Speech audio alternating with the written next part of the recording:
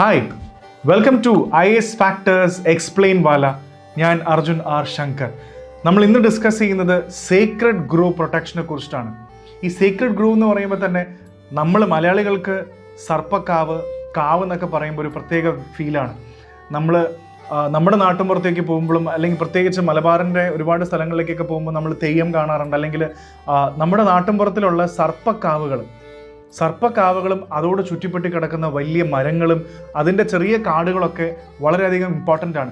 നമുക്കത് വളരെ സ്പിരിച്വൽ ആയിട്ടൊരു എക്സ്പീരിയൻസ് ഉണ്ട്. അല്ലെങ്കിൽ നമുക്ക് ഒരുപാട് വിഭാഗക്കാർക്ക് അതൊരു പ്രാർത്ഥനാ രീതിയും കൂടെയാണ്. സോ ഇത്തരത്തിലുള്ള നമ്മുടെ കാവ്, സർപ്പക്കാവ് എന്നൊക്കെ പറയുന്ന ആ ഒരു ഫോറസ്റ്റ് അല്ലെങ്കിൽ ആ ഒരു ഏരിയനെയാണ് നമ്മൾ സേക്രഡ് ഗ്രോ എന്ന് ഇംഗ്ലീഷിൽ വിളിക്കുന്നത്. സോ ഇന്ന് ഇതിൽ പ്രധാനപ്പെട്ട ഈ ടോപ്പിക് ഡിസ്കസ് ചെയ്യാൻ കാരണം തന്നെ രാജസ്ഥാൻ്റെ ഹൈക്കോർട്ട് അവിടുത്തെ പ്രധാനപ്പെട്ട ഒറാൻ എന്ന് പറയുന്ന അവരുടെ സേക്രഡ് ഗ്രോവിനെ പ്രൊട്ടക്റ്റ് ചെയ്യണം എന്ന് പറയുന്ന ഒരു ലാൻഡ്മാർക്ക് വിധി പുറപ്പെടുവിപ്പിച്ചു. സോ ആ ഒരു കോണ്ടെക്സ്റ്റിൽ നമുക്ക് രാജസ്ഥാൻ്റെ ഇതെന്നൊന്ന് നോക്കി കേരളത്തിൻ്റെയും ഇന്ത്യ മൊത്തവും സേക്രഡ് ഗ്രോവ് എങ്ങനെയാണ്, ഇത് ഇന്ത്യയിൽ മാത്രമേ ഉള്ളൂ, മറ്റ് രാജ്യങ്ങളിൽ സേക്രഡ് ഗ്രോവ് ഉണ്ടോ, അതൊക്കെ എങ്ങനെയാണ് പ്രൊട്ടക്റ്റ് ചെയ്യുന്നത്, ഇതിൻ്റെ ബെനിഫിറ്റ്സ് എന്താണെന്നൊക്കെ ഉള്ളത് will find out in this explain വാല. When made history. He had no plan to replace it. It was also possible for him to make other choices. We embrace people. Some examples, but I can't put that the whole notion working for. ഇതിൽ നമുക്ക് ആദ്യം discuss ചെയ്യേണ്ടത് Oran എന്ന് പറയുന്ന രാജസ്ഥാനിൻ്റെ local communities വളരെയധികം നമ്മുടെ കാവ് പോലെ തന്നെയാണ് അവരുടെ ഒറാൻ. അതിൽ കുറച്ച് വ്യത്യാസമുണ്ട്, നമ്മുടെ പോലെയൊന്നും എക്സാക്ട്ലി അല്ല. പക്ഷെ അവിടുത്തെ ലോക്കൽ കമ്മ്യൂണിറ്റി ഒരുപാട് കാര്യങ്ങളിൽ അവരുടെ സ്പിരിച്വൽ ആസ്പെക്റ്റിൽ, അവരുടെ ലോക്കൽ കാര്യങ്ങളിലൊക്കെ വിശ്വസിക്കുന്ന ഒരു പ്രധാനപ്പെട്ട ഒരു ഏരിയയാണ് ഒറാൻ എന്ന് പറയുന്നത്. അപ്പോൾ ഇത് പ്രൊട്ടക്റ്റ് ചെയ്യണം എന്നുള്ളത് വളരെ ഇമ്പോർട്ടൻ്റ് ആയിട്ടൊരു സംഭവമാണ്. സുപ്രീം കോടതി ഡിസംബറിലാണ് 2024 വളരെ ലാൻഡ്മാർക്ക് ജഡ്ജ്മെൻറ്റ് എന്ന് തന്നെ പറയാം, അങ്ങനെ ഒരു ജഡ്ജ്മെൻറ്റ് പുറത്തിറക്കി. അതിൽ ഒറാൻ എന്ന് പറയുന്ന സേക്രഡ് ഗ്രോവ്സിനെ വളരെയധികം പ്രൊട്ടക്റ്റ് ചെയ്യണം എന്നുള്ള ഒരു വിധിയാണ് പുറപ്പെടുവിച്ചിരിക്കുന്നത്. അത് വളരെ ഇമ്പോർട്ടൻ്റ് ആണ്.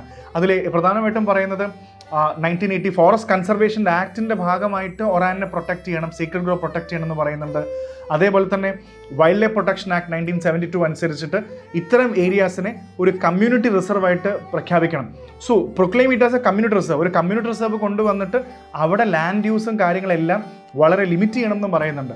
അതേപോലെ മിനിസ്ട്രി ഓഫ് എൻവയോൺമെൻറ്റ് ആൻഡ് ഫോറസ്റ്റിനോടും പറഞ്ഞിട്ടുണ്ട് ഈ സീക്രട്ട് ഗ്രോവിനെ പ്രൊട്ടക്റ്റ് ചെയ്യാൻ വേണ്ടി പുതിയ പോളിസി ഇറക്കണമെന്നും അതിൽ കോടതി പ്രത്യേകം നിർദ്ദേശിച്ചിട്ടുണ്ട്.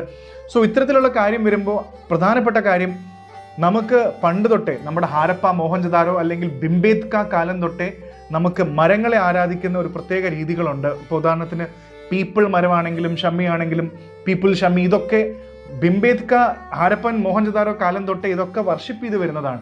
ഇത് പുതിയത് മാത്രമല്ല, പല തരത്തിലുള്ള, ഇപ്പോൾ ഉദാഹരണത്തിന് നോർസ് മിത്തോളജി അനുസരിച്ചിട്ടും മരങ്ങൾ വളരെ ഇമ്പോർട്ടൻ്റ് ആണ്.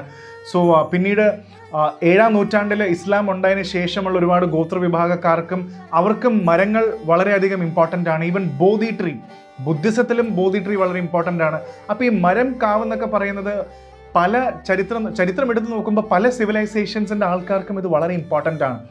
സോ അതുകൊണ്ട് തന്നെയാണ് നമ്മൾ രാജസ്ഥാൻ്റെ എക്സാമ്പിളിലൂടെ സേക്രഡ് ഗ്രോവ് ഇന്ത്യൻ ആക്റ്റുകൾ അനുസരിച്ച് പ്രൊട്ടക്റ്റ് ചെയ്യണമെന്ന് പറഞ്ഞിട്ടുണ്ട്.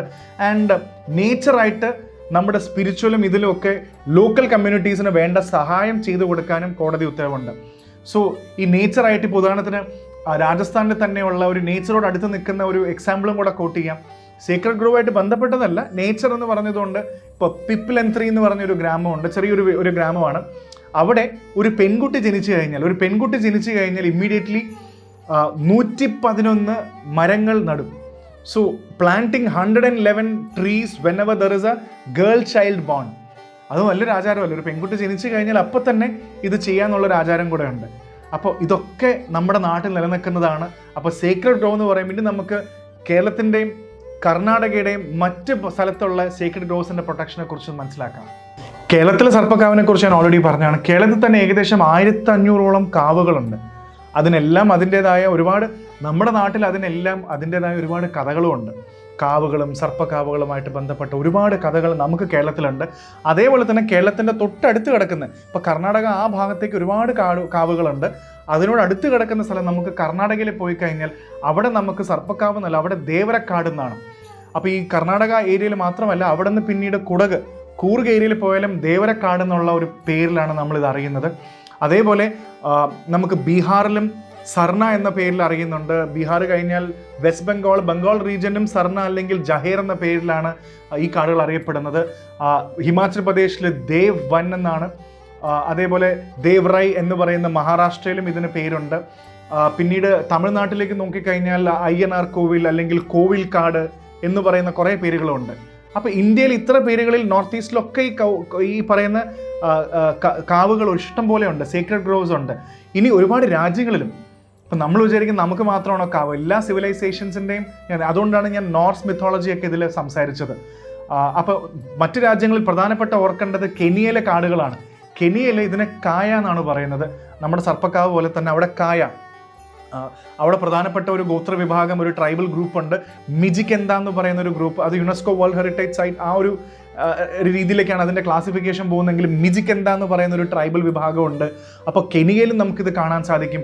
അതേപോലെ തന്നെ നേപ്പാളിൽ ഗുഥി ഫോറസ്റ്റ് എന്ന് പറഞ്ഞൊരു സംഭവമുണ്ട്. എത്യോപ്യയിലെ ചർച്ച് ഫോറസ്റ്റ് ഉണ്ട്. അതേപോലെ ഗാനയിലും ബ്രസീലിലും ഒക്കെ സീക്രട്ട് ഗ്രൂവുകൾ ഇഷ്ടം പോലെ ഉണ്ട്. ജപ്പാനിലും ഉണ്ട്. ചിഞ്ചു നോ മോറി എന്ന് പറയുന്ന അവിടുത്തെ ഷിൻഡോ വിഭാഗക്കാരുടെ, ഷിൻഡോ ആൾക്കാരുടെ പ്രധാനപ്പെട്ട പ്രാർത്ഥനാ രീതികളും ഇതെല്ലാം ചിഞ്ചു നോ മോറി എന്ന് പറയുന്ന ഈ ഒരു സ്ഥലത്ത് വെച്ചിട്ടാണുള്ളത്. ഇനി നോക്കുകയാണെങ്കിൽ മെക്സിക്കോ സെനോട്ടസ് എന്ന് പറയുന്ന അവിടെയും കാവുകളുണ്ട്. അതെന്ന് പറയുന്നത് അവരുടെ മായൻ സിവിലൈസേഷൻ്റെ ഭാഗമായിട്ടാണ് ഇതൊക്കെ നമുക്ക് അവിടെ കാണാൻ സാധിക്കുക. അപ്പം നമുക്ക് വേൾഡ് ഓവർ ഇത്രയും സ്ഥലങ്ങളിലെല്ലാം നമുക്ക് ഇതേപോലെ തന്നെ കാവുകൾ കാണാൻ സാധിക്കും. സോ എന്തൊക്കെ പറഞ്ഞാലും സീക്രട്ട് ഗ്രോവിന് അതിൻ്റെതായ എക്കോളജിക്കൽ ബാലൻസ് ഉണ്ട്, ഒരു എക്കോളജിക്കൽ ഇമ്പോർട്ടൻസ് വളരെയധികം ഉണ്ട്. സോ നോക്കിക്കഴിഞ്ഞാൽ നമ്മൾ ഈ കാവിൻ്റെ ചരിത്രവും സ്പിരിച്വൽ ആസ്പെക്റ്റ് ഒക്കെ പഠിക്കുന്ന പോലെ തന്നെ ഇതിൻ്റെ എക്കോളജിക്കൽ ഇമ്പോർട്ടൻസ് ഭയങ്കരമാണ്. കാരണം ദിസ് ഇസ് ഒരു എക്കോളജിക്കൽ റെപ്പോസിറ്ററി എന്ന് ഉദ്ദേശിക്കുന്നത് എന്താ, അത്രയ്ക്കധികം ബയോഡൈവേഴ്സിറ്റി, ഫ്ലോറ, ഫോണ, ആനിമൽസിനെ ഒക്കെ സപ്പോർട്ട് ചെയ്യുന്ന ഒരു സ്ഥലം കൂടാണ് ഈ സീക്രട്ട് ഗ്രോവ് എന്ന് പറയുന്നത്. ഇതിൻ്റെ സ്പിരിച്വൽ ആസ്പെക്റ്റും ലോക്കൽ കമ്മ്യൂണിറ്റി മാറ്റി നിർത്തിക്കഴിഞ്ഞാൽ അത്രയ്ക്കധികം ബയോഡൈവേഴ്സ് റിച്ച് ആയിട്ടുള്ള ഏരിയ ആണ്. ഇവിടെ എന്തോരം തരത്തിലുള്ള ഇപ്പോൾ ത്രെറ്റൻഡ് ആണെങ്കിലും നിയർ ത്രെറ്റൻഡ്, എൻഡേഞ്ചേർഡ് സ്പീഷി, പക്ഷികൾ, ആനിമൽസ് എല്ലാം ഇതിനെ സപ്പോർട്ട് ചെയ്യുന്ന ഫ്ലോറ, ഫോണ. അതേപോലെ തന്നെ ബയോഡൈവേഴ്സിറ്റി എന്ന് പറയുമ്പോൾ തന്നെ ഒബ്വിയസ്ലി ഇതിൻ്റെ സോയിൽ കൺസർവേഷൻ, വാട്ടർ കൺസർവേഷൻ ആണെങ്കിലും ഇത്തരത്തിലുള്ള എല്ലാ ആസ്പെക്റ്റും നമുക്കിവിടെ കാണാൻ സാധിക്കും. സോ മൊത്തത്തിൽ ഒരു എക്കോളജിക്കൽ ബാലൻസർ കൂടെയാണ് ഈ സീക്രട്ട് ഗ്രൂവുകൾ. സോ ഡെഫിനറ്റ്ലി ഇതിനെക്കുറിച്ച് കൂടുതൽ അറിയുക.